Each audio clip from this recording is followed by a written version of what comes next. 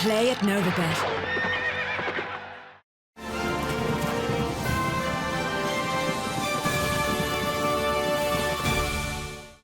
Hello and a warm welcome to another edition of Jump to It, our Irish Angles show in association with Novibet.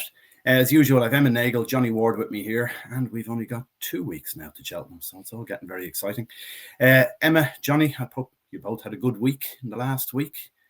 We've lots of things to talk about this week, going back through the race, and there was some very interesting things. So maybe we just start off and we'll kick through it and go back in the order it took place in. So last Wednesday, Punchestown, a couple of interesting things there for me anyway. Majestic Force of Henry de Bromhead's was a winner. Now gets into the picture for the mare's novice at Cheltenham.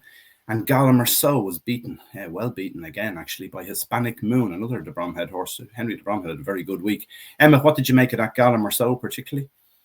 Yeah, I was disappointed with Gala to be honest. It's kind of hard to see her getting back into that mare's hurdle picture kind of so close to the festival. I think I actually listened to like a part of a Cheltenham preview there where Michael O'Sullivan was on Thursday, and they said something showed up with her, I think is what he said. But now even at that, you'd think it's a short enough turnaround to kind of get her right and get her back for the mare's hurdle. Even though it is Winnie Mullen, so you wouldn't be doubting too much. I actually really liked the winner. I liked her the first time she won in Punchestown back at the start of the season. She disappointed then in Leopardstown afterwards, but I'd say on her day she's a right mare. I think she was actually won over fences as a 3-year-old in France. Obviously I think it's her third one for Henry, but she was kind of like a progressive mare. I'd say probably one for fencing next year. More so than hurling. She looks like a big kind of strapping mare. But yeah, Gala was a big disappointment. And you mentioned Majestic Force as well. She was impressive. Now, she was getting weighed from Dr. Eggman, who does seem to love losing. He kind of hard to win with him now at this stage, and that mare's novice hurdle is really, really hot. But she does look like another nice mare for Henry, who seems to have plenty of them at the moment. Yeah, he's hitting form at the right time, Johnny, isn't he?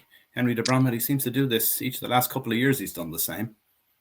Yeah, absolutely, and there was a good performance from Majestic Force. I suppose the thing about the race in Ireland of late has been the ground has been so bad that I'd just be willing to forgive Gala maybe to an extent as well. It was a bit keen in that race, and just like some of the distances, horses are just not finishing very, very tired, like on ground that has just really, really gotten deep and hasn't had much let up, and maybe finally is a little bit. But Hispanic Moon was very good. The rate structure of the race, I was surprised at how short Gala was.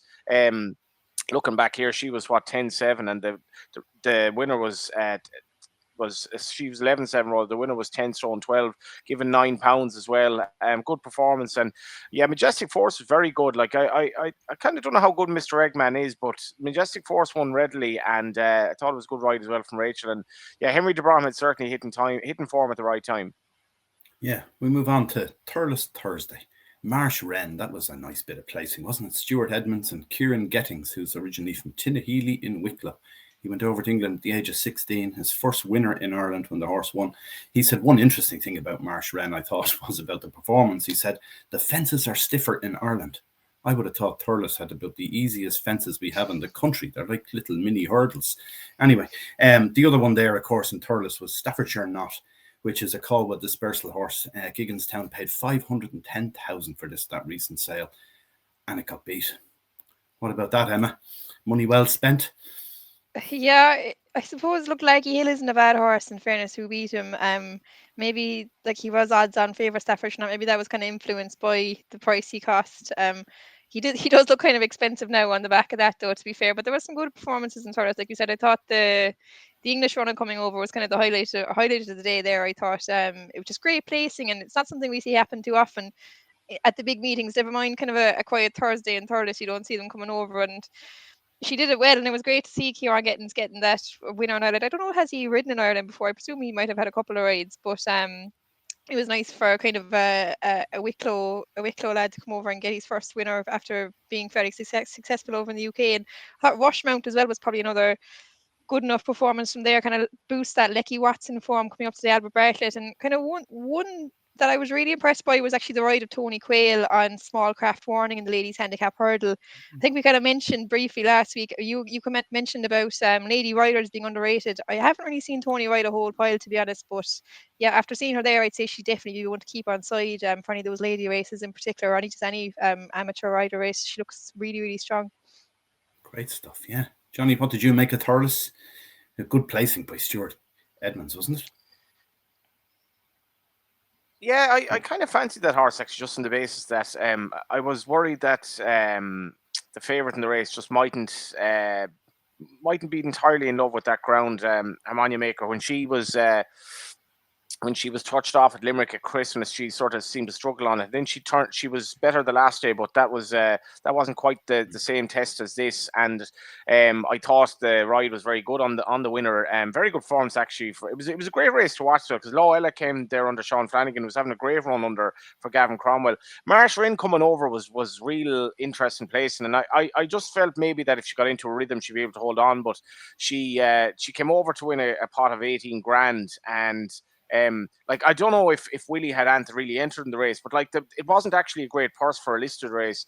And to have I had to look twice to see on the screen that Stuart Edmonds was coming over to an Irish midweek meet, that you had a trainer coming over and then winning, and it definitely added to the spectacle of Thurles. And it's good to see that enterprise and training rewarded, because a lot of British trainers are running scared of coming over to Ireland at all, including the Dublin Racing Festival. So it was a really good race, a good spectacle, and she got into a great jumping rhythm. And Harmonia Maker's probably had a few hard races. The program for these mares is completely insane. There seems to be like a pattern race for them every second week at the moment. There's just so many opportunities for mares at the moment, and it was good to see a British raider come over and win one. Yeah, I agree. Then we move on. Dundalk Friday. Not a huge amount happening there, but Tony Martin and John Breslin landing a bit of a touch with Nibiru. Daniel King rode that 40-1 into 12-1, and I must say I thought he gave it a great ride in person. Got up by a nose, so they landed a touch. First one Tony Martin's had in a while, I'd say, since probably Galway, whenever. Anyway, moving on to Saturday. Big fish there. I Am Maximus. What did you make of that, Emma? 9-4 to evens in a 4-runner race, beats Vanillier, 14 lengths or something. Made a mistake at the last though. I suppose it was kind of a funny enough race, and he's a horse I can't figure him out at all. I'd say he probably has any amount of ability, definitely a massive engine. I think we even said he could develop into a Gold Cup horse next year, but he's just, the way he jumps is so strange. Even the mistake at the last, it was as if he kind of just lost concentration coming down to it or something. I'd say he had loads left, even finishing it out. And it was an impressive performance now, to be honest, because on the weights, Vanillier was actually well in with him. I think he's only rated about 7 pounds inferior, and he was getting, I think they got to 12 pounds from Am Maximus on the day. So it was a big performance. And he's in the Grand National now. He's got a decent weight, and he's just that kind of horse you could imagine he could go on and do anything. He just has that massive engine, and the way the fences are now at the moment, he shouldn't have too much of a problem getting around, I would imagine.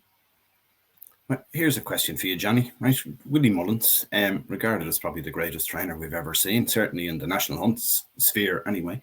And yet he'd horses during the week. Garland Merceau didn't jump well. I Am Maximus jumped terrible. What's the other one? Toon Visitor. That one later in the week jumped terrible as well. An awful mistake at the last. What's he actually doing? Is he actually training these to jump at all? What is the job of a racing national hunt trainer? Are they supposed to teach their horses how to jump the hurdles and the fences? But it doesn't seem to bother Willies. They still win. Yeah, I think Am Maximus is completely low onto himself. I'm surprised the horse was 9-4. I didn't realize, just looking at IrishRacing.com here, it was 9-4. But I thought that race was very, very tough to solve, because Emma, I Am Maximus, he's such a tendency to jump left. The ground was so bad, and he's a bit of a low onto himself. I wasn't really sure what to expect. Vanillier has obviously been trained for Aintree, but the other horses you mentioned, Galle Marceau, I'd given out to. The horse you mentioned at Naas, motivator horse off the flat. Willie, by all accounts, he doesn't overschool them. He really doesn't overschool them, and he often they kind of are. They're tasked with learning their job at the racetrack, and he has very good jockeys to help them do that. And I'm not sure. I think there's definitely good debate to be had here.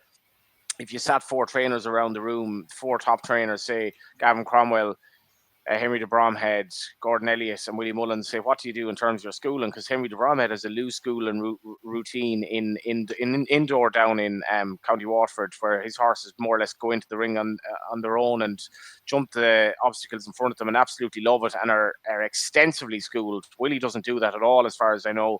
And the other two are probably quite similar, or might be similar enough in terms of what they do. But it's really interesting. I would give Willie an out on Am Maximus, though. I actually don't think anyone could train this horse to do anything right, apart from being very good. Well, the one thing you do have to say about Henry de Bromhead's horses, when they go over fences, they tend to be extremely well schooled, don't they? They all jump impeccably. The other one is, I know that historically hearing about trainers, some trainers with those 3-year-old hurdlers never put them over a hurdle before they saw it in a race. Used to be the thing years ago. That first one in Roscommon in September or whatever used to be chaos in that race. So I don't really know what trainers actually do in the sense of school. And Emma, you'd have a better idea. What does your dad do? Does he school them all day? No, it kind of depends on the horse, I suppose. Like, some horses don't need to be schooled at all. Maybe you just give them a pop a couple of days before the race to remind them of what they're doing. But I suppose some horses do need a lot more schooling than the others. I don't like Johnny said, I think Willie's kind of known for not doing a whole pile with them unless they badly need it. Maybe he might be due a trip down to Enda Bulgers some summertime there from JP Am Maximus if he's going to make a Gold Cup for us next year. All right, we'll move on. The final race in the week was Nace on Sunday, and there was some cracking racing there. Ferny Hollow, over 2 years off the track. Johnny, what did you make of that? Great to see the horse back in first, and then maybe Cheltenham on the plans. Yeah, I thought this was a really, really taken performance. I tipped the runner-up in the race because I felt that it was much of a muchness if you took out Ferny Hollow, and it was kind of obviously you needed, and when you're taking on a Willie Mullins hotbot, normally you're hoping for the best at best, I suppose. And the market strength of Ferny Hollow, I was thinking before the race that, it was going to do well if Rebel Gold could run well. He did run well because, it was a race that was run at a good clip, but really it was sort of it was a grade 3, and that's what it was if you took out Ferny Hollow. The rest of them are sort of grade 2, grade 3 horses. It was another race that was kind of strangely priced because Ashtree Meadow was put in at something like 13 to 8 in the race, despite the fact this was like 2 miles on heavy ground, completely ill-suited to him. For all that it was hard to know how good Ferny Hollow was going to be, he was off that long, but he just tanked through the race, and he was a little bit. I was taking him on because I thought he can be quite hard on himself, and he was kind of hard on himself early in the race, but he just tanked through the race, and it was a brilliant performance. And this is a horse with so much ability. He's superb to watch in his day. I was always a big fan of him. Obviously his brother is a novice hurdler at the moment as well, and interested to see how he gets on. The performance of the day, if not Ferny Hollow for me, was Bottler Secret. And again, this was a race that was kind of, if you backed a horse earlier thinking that there was great value because the favourite had been put in so short, the favourite then was pulled out, Vinny, so there was a massive Rule 4.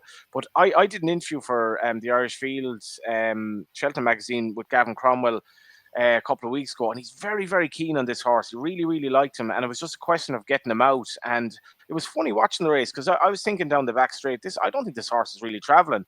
And then at the second last, Sean Flanagan just got after him very briefly, and he literally put the race to bed in the space of seconds. Gavin said afterwards then that he's like a horse that kind of he's very, very good mind, not an ex-flat horse type. I thought it was an exceptional performance. Very interesting if he goes to Cheltenham. Between him and Ferny Hollow, with class action yesterday, including the bumper as well, which I think is interesting to talk about. Maybe the favourite disappointed. Yeah, the bumper Wingmen was the favourite. Short enough price, had won first time out when it was very free. They stuck a hood on it, and it was even freer, I thought, yesterday. Didn't get home was the bottom line there, but the winner was very impressive. William Money, Barry Connells, beat one of Willie's a short header ahead in Navan the previous day, and absolutely sluiced in. According to Barry Connell, who's always good for a one-liner, best bumper horse in the country and doesn't go to Cheltenham. What do you make of that, Emma? Yeah, Barry Connell, he never lacks confidence, in fairness. Yeah, this lad was good the last time he won as well, when he beat Willie's horse, State a Chance. So kind of, I suppose, not really surprised. It's getting kind of close to Cheltenham now. Like, you'd imagine a lot of the horses who ran at the weekend, it was going to be tight for them to get there. Although Gavin Cromwell wasn't really ruling out that Bottler Secret to go. I think there might be a chance of that. Ferny Hollow not going to go, but I suppose for a young kind of bumper horse, Barry Connell probably just didn't want to overphase him. He kind of likes to give the horses plenty of time. This fella's a 6-year-old, so hasn't been rushed at all. But it was a good bumper now, in fairness. I think, was it 4 of the 5 had won races? Maybe they might have all have won races, but some good ones in there. Like you said, Gordon's horse was too keen to kind of have any chance. But I just thought Finney Maguire was really, really cool on this horse of Barry Connell's. Just vote him like he was the best horse in the race, and he was by a fair way. I'd really be watching out for Willie's horse Say a Chance now if he did happen to show up to Cheltenham, because I actually thought he might have actually improved past Barry Connell's fella after the last one. He looked a bit more green than Barry Connell's horse. So yeah, I'd definitely be sticking Willie's horse in the tracker as well, because he looked like a big kind of raw horse the day that they met. Yeah, I'd agree with that. The horse from Navan definitely has a chance. That's a point-to-point winner as well, isn't it? The other thing there is just Barry Connell as well. As I say, he comes out with some lines. One of the things I think he said after the race yesterday was that about Finney Maguire, who is a very good rider, and he probably is very underrated in truth. He seems to ride very little in bumpers, doesn't he? On a general basis, you come to the likes of Galway Festival, he'd be on one of the hot pots in the GPT or one of those other races there. But I think Barry Connell said something like, "Oh, he says he's ridden for me 4 times this year and won 3." I thought, God, it's some record. I look it up. It's not true. I think he's ridden 8 or 9 times from him, has won 3 in fairness, but not quite 4 rides and 3 wins. Anyway, one other thing from the weekend was the Saudi Cup. Johnny, this would be your kettle of fish. You love all this fly stuff. Senor Buscador wins the Saudi Cup. I was looking this up earlier. What's astonishing here with the money that horse won, right? Constitution Hill would have to win the champion hurdle for each of the next 30 years to win the same prize money that horse won for a race in Saudi Arabia the other day. That's ridiculous, isn't it? And then we had the other two. We have Terra London and Luxembourg. Terra London won 1.38 million by winning over there. And Luxembourg finished 4th. Spirit Dancer, Ushinor won that, of course, for Sir Alex Ferguson and his little syndicate. What do you make of it all, Johnny?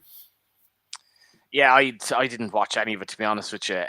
You know, they've races that, as you say, Vinny, I think is a 20 million or so prize money for the Saudi Cup.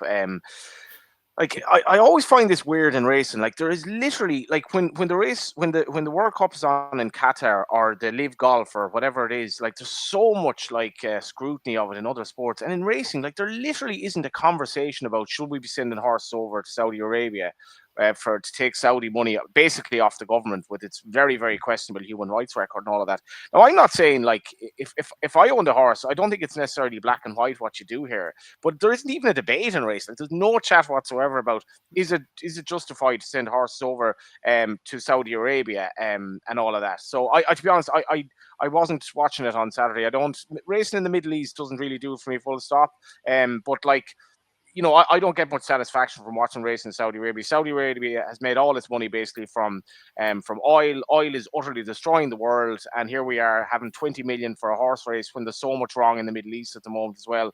That, you know, this money could clearly be spent better going to somewhere like Gaza or whatever like that. So it's obscene, but that's the world we live in.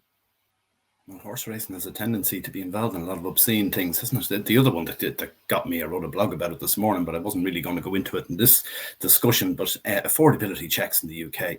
The bottom line is that the affordability checks, whether they're right, wrong, or should be tweaked in some way, they're there to try and protect some really vulnerable people who do their brains in back in horses and lose control completely and everything else.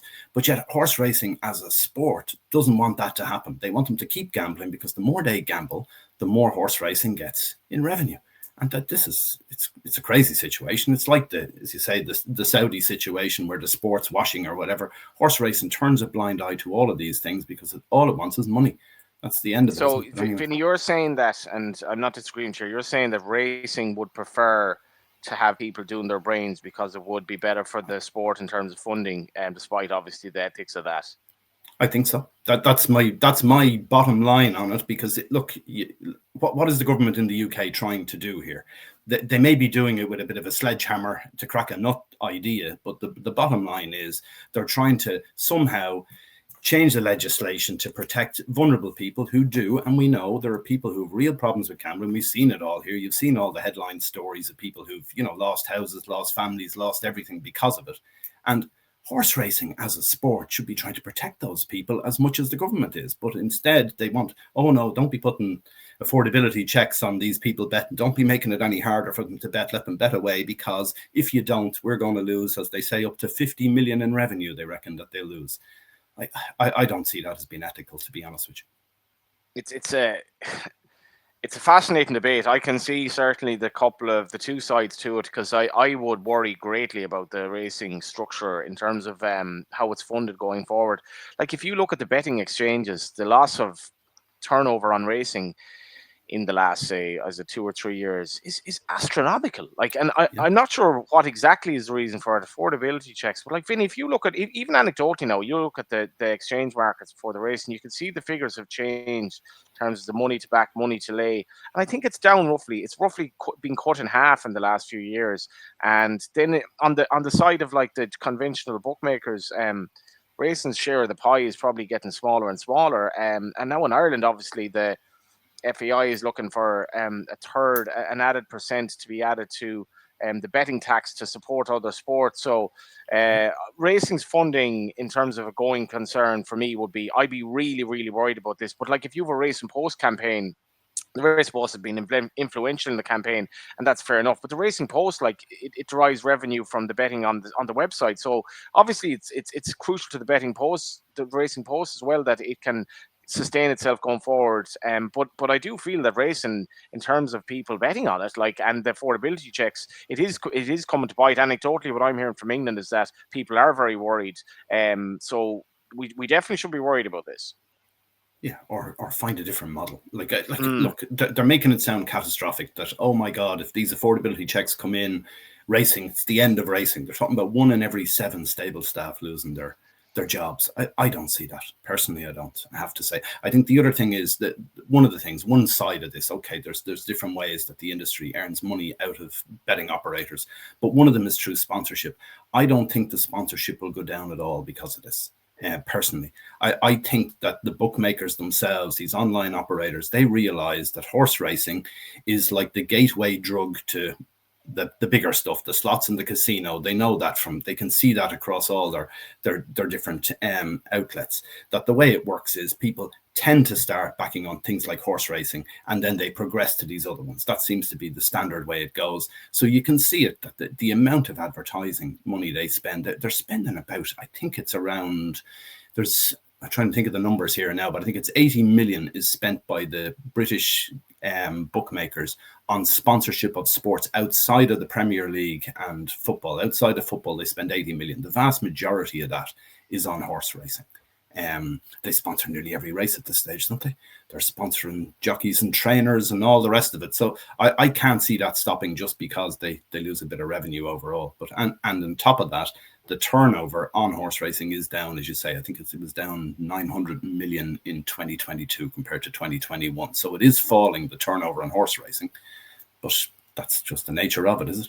It's funny as well, like, racing's relationship with gambling has always intrigued me, because racing is, to some extent, it's a little bit corrupt. We all know that, horses aren't always trying or whatever, and that's the nature of the game. But like, racing is utterly reliant on people betting on it. It can't really survive over here without, because it's not going to be just backed up by the government like in Saudi or whatever. So it needs people betting on it to survive. Yet a lot of horses with big connections, are not off half the time, and they don't really give a shit if punters are backing them and backing a dead one. That's kind of the nature of it as well. Like, that's the game we're in. But at the same time, if people don't have faith in betting on it, or they can't bet in it, we're screwed. But you see, this is the thing. Look, I'm not going into the full debate on it, but the thing that absolutely drives me mad, and always had, is the fact that punters, when they go to the races, they're not even second-class citizens. They're third, fourth, or fifth-class citizens when they go there. Owners are lauded by everybody, and it's all there's a, you've got owners getting free lunches, owners getting tickets for all their friends to go. Owners are, this, that, and the other. You could actually run horse racing without owners. I've always thought that was a possibility. You just need horses. You don't need anyone to own them necessarily. You just need the horses, and you wouldn't even need prize money then if you didn't have owners. You could just run the whole thing on itself ultimately, but you can't run it without punters. It's all the money that the punters are bringing in is the absolute core issue for me, and yet they've always been treated terribly. And again, here, horse racing is saying, "Oh yeah, we love you now because you're bringing in the money, but we don't want you to stop." Is the other side of it. So, like, I find it very difficult, to be honest with you. What do you think, Emma? Yeah, it's gone a bit deep into this, I suppose. Yeah, I'm not sure if you could run racing without owners, or who would pay the trainers. Would it be the bookmakers, or No, the that would system could probably pay them. Like you just run horses. It's that's the simple thing, isn't it? You put 100 trainers out there with 50 horses each, whatever it is you want the system. If you start from scratch here, you don't actually need someone to own the horse. The system can pay for them. You put them in training, they all run in races, and the system runs away. And the money that you would have given in prize money, you just give back to the trainers to run the horses. And just in theory, you could do it. I can see kind of both sides of the arguments to it. I thought the Racing Post thing during the week was interesting enough about the going undercover and contacting the illegal bookmaker. Apparently, there's been lots of customers driven to that kind of underground bookmaking. I'm not really sure, to be honest. I presume. Look, it's definitely a big worry for the sport, and hopefully they can get it sorted out, because I do think it would have fairly big effects on the whole thing. Just if it's getting harder for people to gamble on the sport, there'd be less people looking to. I suppose if you're starting to gamble on racing, you're not going to want to go through all these checks. I suppose people who are kind of more seasoned into it, you're kind of betting anyway. You're going to probably do it at some stage, but I do think it's a big worry, and maybe it's probably. I know there's probably been more talk about it in the last year or so, but probably still kind of lying a bit too low in the radar, I'd say, for the danger it actually poses to the sport.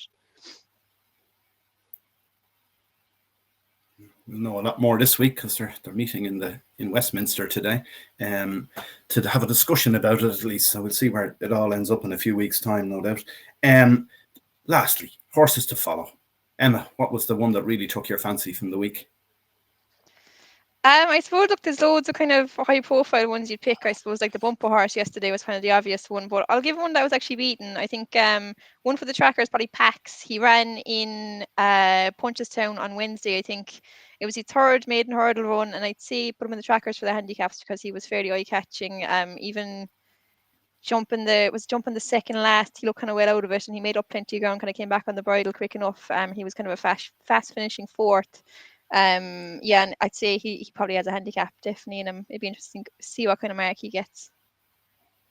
Very good. Johnny, did you find one from during the week?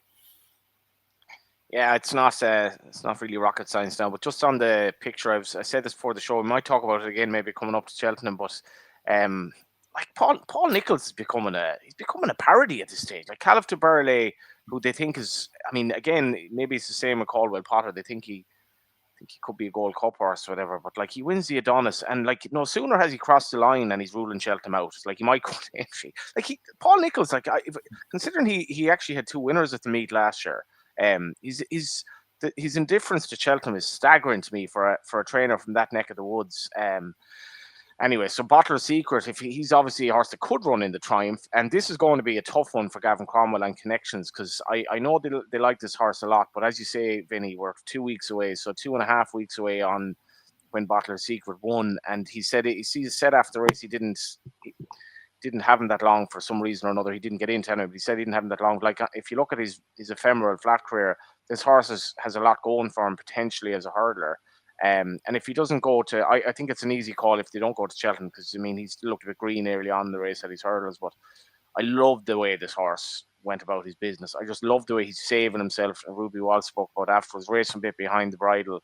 If he can keep he's going to become a very endearing horse, this Bottler Secret, wherever he goes, I think. Good stuff. All right, I'll give you one as well for what it's worth. Desert Moor House. He's the Kerry National winner from Listowel. Martin Brazel ran him in a Pertemps qualifier on Sunday. The race was won by Noble Birth, Eric McNamara and Daniel King, who'd ridden the Tony Martin horse earlier on the flat during the week in Dundalk. But anyway, Desert Moor House finished third. I think the second horse is probably a fair horse of Gigginstown's as well. Desert Moor House is £20 lower over hurdles than over fences currently in Ireland, and would want much better ground. That soft to heavy ground wouldn't suit him at all, I don't think. I think he'd be looking at something like yielding to soft to be more his kettle of fish. So I think Martin Brazel is some trainer, and if he can't get a win out of Desert Moor House off £20 lower over hurdles in the next couple of weeks or months, I'll be shocked. Anyway, that's it from now. Thanks for watching, everyone, and make sure to subscribe to our channel, and we'll be back again next week with more chat about the Irish racing situation. Thanks for watching. Bye for now.